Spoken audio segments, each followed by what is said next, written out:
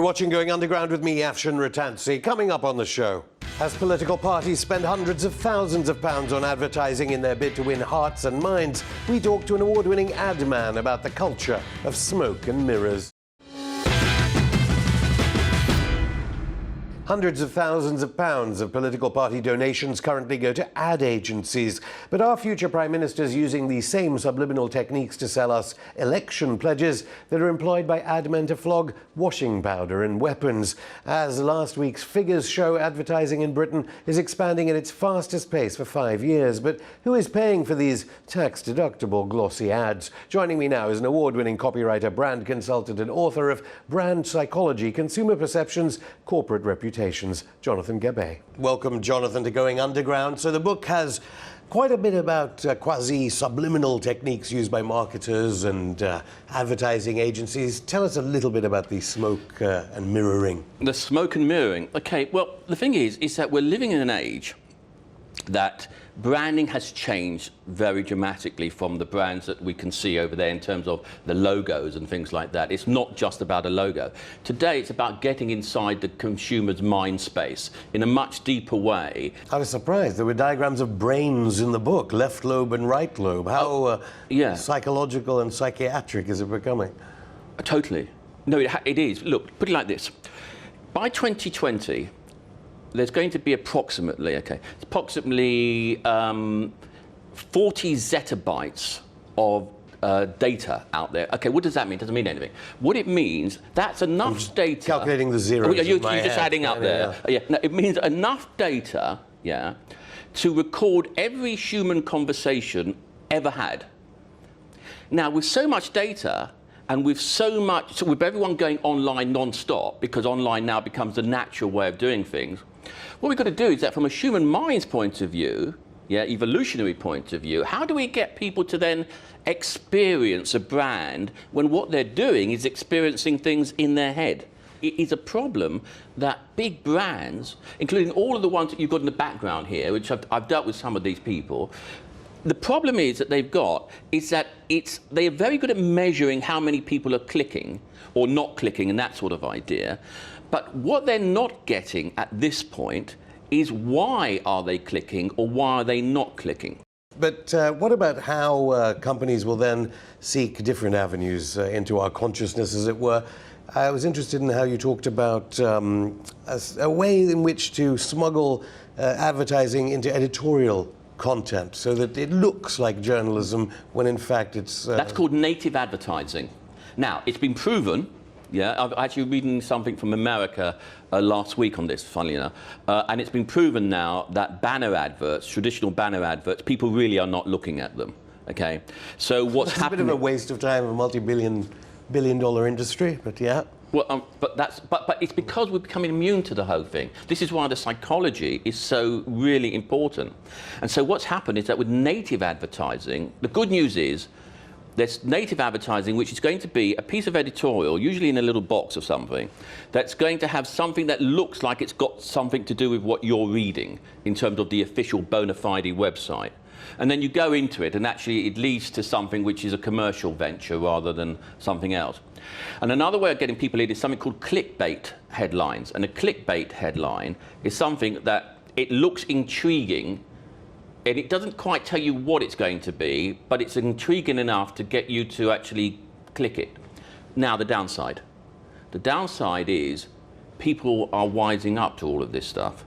And so, again... But it's an upside, actually, some might argue. Well, from the brand point of view. Well, from the brand point of view, it's a downside. Because people are all, they're getting wise to this sort of idea. So that goes back to the psychology of, so when that doesn't work, what do you do next? Is this crisis of confidence that's hitting all the multinational companies? I mean, there's always been some people have said the whole reason for advertising, why do it? Because if your product's good enough, put it out there. Now, multinational... But if people don't know about it, that's the reason to advertise. It's as simple as that. I mean, unless people know about you. This is more brand management and protecting a brand and against other competitors, maybe new competitors that make better products, who knows? Oh, absolutely. But even if they did make a better product, it goes back to brand psychology, which is I could still sell you the product which is the inferior product, because of other reasons. I just want to get on to something about who pays for all this brand management. You do. We're paying for it. I mean, there's also a tax deduction you are they paying get for it. on the top of the price of all these Well, products. you have to. I mean, someone's twice. got to pay for it. There's always a cost. What about these techniques being used to market foreign policy, wars, let alone the arms companies that benefit from the wars? Sometimes, in fact, more often than not, you know, people aren't. No one wants to, including me. No one wants to ever go to war for any reason. Okay, but how do you sell a war? Well, some people do actually. Arms companies probably quite enjoy wars and make quite a lot of money out of them. Yeah, we're absolutely, they're okay. But most people, the ordinary guy in the street, we don't want to go to war. But what this is about how do you get into people's mindset in terms of getting them to believe in a cause. If I may, can I be slightly controversial here? Go ahead. Are you sure? I think one of the most powerful brands today, I'm not talking about commercial brands, one of the most powerful brands today, I think, is ISIS as a brand. And I tell you why. I can tell you, first of all, I have nothing to do with ISIS. I don't want anything to do with ISIS. Nor does anyone here. Exactly. But I think everyone's familiar with the use of audiovisual techniques. Exactly. But it's more than that, because what brands are selling today, they're not selling just the product or the service. What people are looking for is a cause. Yeah. Now, someone like that is giving people a cause, and we know about these terrible stories about youngsters joining up ISIS and so on and so forth. But what they've got right is that they've got the cause over there, in there. And what's really fascinating to me from a brand psychologist's point of view is that is their interpretation of something, because they're not actually saying, and this is definitive. Because there's another guy who will say, well, no, this is a different interpretation of something, but yet it's being packaged in such a way that it's giving people a cause. Hope is the best product of all, because hope is that by, say, for example, I'm going to buy an Apple Watch or whatever it might be.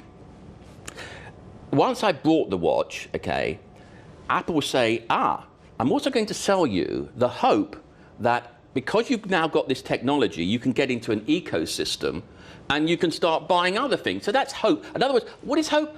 Hope is a future. Hope is going further. Okay, well, some people might say this is a horrible distortion of what it is to be a human being. How can human beings destroy that pyramid as constructed by these multinational companies that are all interconnected, whether it be in the New York Stock Exchange or London Stock Exchange? How can we actually break that pyramid and become more authentic as individuals who use ideas like hope and so on in something that's more valuable collectively? I would say, at the moment, the answer to this goes back to what I said before, which at the moment, these multinational conglomerates and all the rest of it, we become commoditized. Everyone is a commodity, okay? If you don't do your job well, you know what? I've got another guy who would do your job. So everything is a commodity. So we're becoming numbers, number crunching. Because at the moment, what they're doing is that they're not thinking about the human aspect of the whole thing. They're not making it, they're not humanizing it, if you wish. They're not making it authentic. But that's still using these principles to sell more goods. No, I'm introducing these principles. That's the whole point. It's because at the moment, people are slavishly just going by the numbers, yeah? It's a bit like a television program, yeah? Do we keep the program or don't we keep the program? Well, did we get enough people watching the program? Yes or no? And if we got enough people, we get the advertisers and it goes in. Jonathan Gabay, thank you. My pleasure.